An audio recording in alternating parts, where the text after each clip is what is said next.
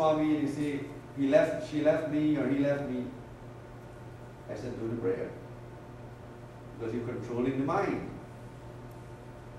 Why are you controlling the mind? Because the mind is what makes you come to peace, makes you have peace, and also the mind is what attracts things. For example, if you see, if a guy is dating a woman, and she's very unhappy, and she have a lot of problems, and he'll probably pull away. He said, no, I don't want to deal with this. But if she's happy, and she's doing very well, and she looks exciting, and she's jovial, and she's got a nice face and so on, peaceful face, you'll be attracted to that. So that's why it's very important that you have knowledge. Knowledge is the key. Right? So, in your mind, you have to understand that that is where it happens. So we want the knowledge from the Guru, and so we're going to ask the Guru to give us victory all the time. The Guru to give us victory, that whenever we have a problem in our mind, we must think of the knowledge. Think of Shiva. Shiva is your Guru. If you don't have a Guru, that means you have Shiva. Shiva is your mind.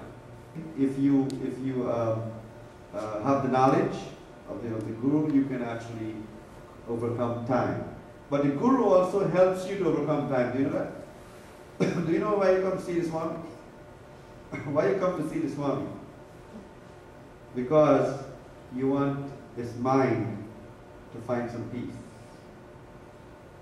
You want the mind to find peace. You don't understand something. You don't have knowledge about something. You have to make a big decision or something. And you want to know if the marriage is going to be good. You want to know if the guy that you're getting married to, if he's going to stay with you. And the Guru can answer all those questions. That's what's amazing about the Guru. To have a Guru is a blessing from God. Because to have someone who can actually answer your question, where can you find that?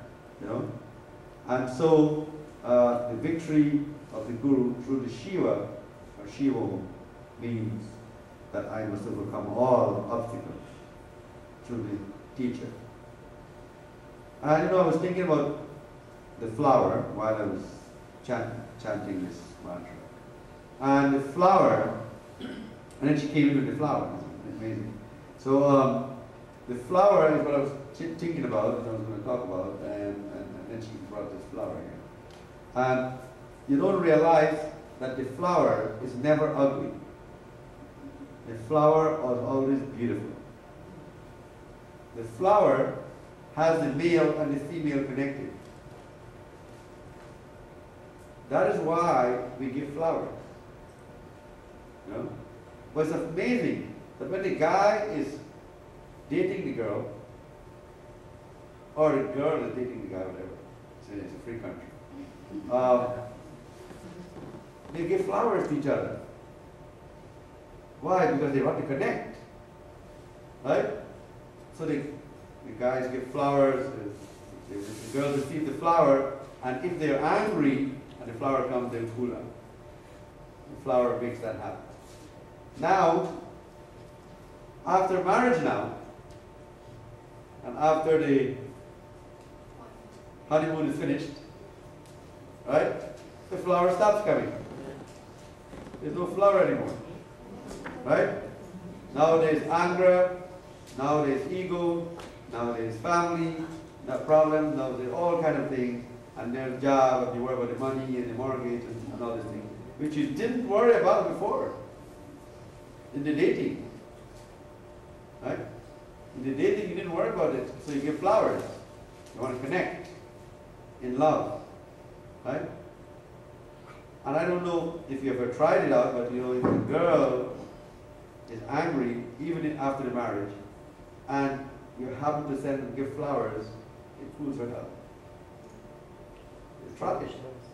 It does work. Right? But it's amazing that we forget the beauty of the flower and the purpose of the flower. That is why when we give the flower to Shiva, we are saying we want to connect with love. So that's why in any temple, any churches, any Christian church or anything like that, you offer flowers. One flower to Jesus Christ. How many have done that? Very few people have done that. Next time you go to pray, offer a flower to Jesus. Offer a flower to God. Right? Now, there's a greatness about this flower. Is that, you know, when you were a baby, you want to give mom a gift. But you don't have money. You know, you want to give mom, because mom's birthday, so you say, okay, I have to get a gift.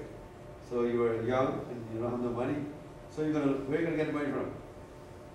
Dad. Right? So you're going to go to dad and dad says, give you the money. So now, you go and you buy the gift for mom, and then you give it to mom, and mom feels good. Right? But it was her own money that bought it. Well, it's the same thing with the flower. What you're doing is you are taking God's flower, because God gave you that flower, and you're giving it back to Him. So wouldn't God feel good? That's why the flower is so important in prayer. Right? And if you look at the flower carefully, you will see the female and the male part. Right? Which is the connection between male and female. This is a flower. So you see here? Oh, it broke. I wanted to go over me. That's strong flower. So you see, if you look at the flower, the male part comes out here, and then the female. See? And the female, and then they connect, and that's how you get the fruits. So from the flower, you get fruits. So from love, you get children. So every one of us is the fruit of a flower. Everyone becomes the fruit. So that is why the Shivlingam, if you notice that, it is like a flower. It is male and female, just like the flower. So when you're praying to that, you are praying for that love. The male and female connected. The stone over there we're talking about, the big stone, that has the uterus and the phallic symbol connected. So that's why it's love. So we pray to that. So in Hinduism, we pray to the symbol of love. Why do we pray to the symbol of love? How did you come? You came from love. I hope you didn't fall off a tree. You know, when they're small, they tell you, oh, you came from the tree. You know? So that's why we call it creation. So when you're praying to the Shivling, you are creating life. You're creating life. And so the best prayer for the Shivling is Om Namah Shivaya, means I want mine. But there's a second prayer that's very, very good also for the Shivling. And that is known as Govinda Jai Jai, Gopala Jai. It means now, why do you have to see the person to love them? Why do you have to see the person? Okay, you wait for the person doesn't come, and you say, oh, I'm mad. You know what I'm going to do? I'm going to fight with him. Or I'm going to fight with that person because it didn't come, it didn't show up on the date. Right? So you get mad. Right? Now when you go to fight with him, he might have had a good reason, you know, but when you finish beating him up, then he says, oh, I had to go to work. And then you say, oh, I'm sorry. I beat you up. Okay, so the whole idea now is that love, pure love, is unconditional. The person doesn't have to be there to love that person. Right? And when you see that person, you know what it is? It's not love, it's a miracle. Because the person could die. Right? So, every time I leave Sita, I'm dying to see her again, but in my mind, in my mind, I don't know if I'm going to see her again. Anything could happen. So in my mind, I love that person. So Govinda Jai Jai, Gopala Jai means I don't have to see the person.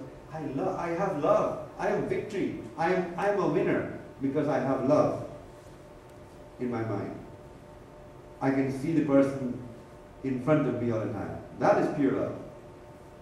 And so when I see the person, then it becomes an extra added miracle. To be able to see all of you here, I feel is a miracle. Each one of you is a miracle to me. I feel that miracle every time I see you. Because no two people are the same. Everybody's different. Everybody's different energy. All the different fingerprints are different. So each one of you is a miracle to be here. Right? So I want you to love like that. So anytime you feel that you are angry because the person didn't do something you want, or the person didn't show up, or the person, is not, you can't get the person on the phone, don't go and stick by the phone and dial all the time. Okay? Stop that. Calm your mind with Govinda Jai Jai, Gopala Jai, and you'll see that you will not. There was this lady once, she kept calling me, to talk to me, and she says, she met me later and she says, Swami, I tried all one to get you, I couldn't get you.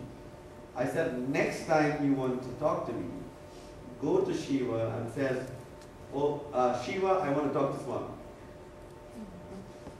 So the next time she called, she got me on the phone and she started crying. She said, Swami, I was trying to get you and I got you directly. I did what you told me, I went to the altar. I went to Shiva. So all you have to do is create it in your mind. Right? A gentleman the other day was writing on Facebook and he was saying how this religion, Muslim religion is not good, Hindu religion is this, and Christian religion, there is no God, there is nothing, and they want to know where is God and they try to find out where is God. Guess where God is? In the mind. In your mind.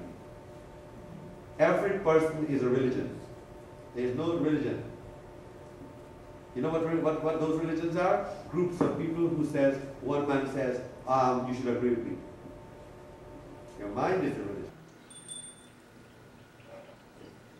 We always, have to realize that why do women have makeup and dress up and why do we have to wear jewelry and nice clothes and things like that? Does that drive the man crazy? Right?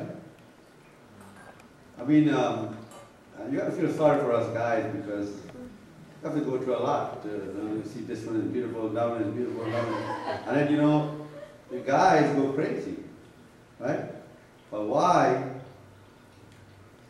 is it like that? Why is it like that? Because a long time ago, 1,000 years ago,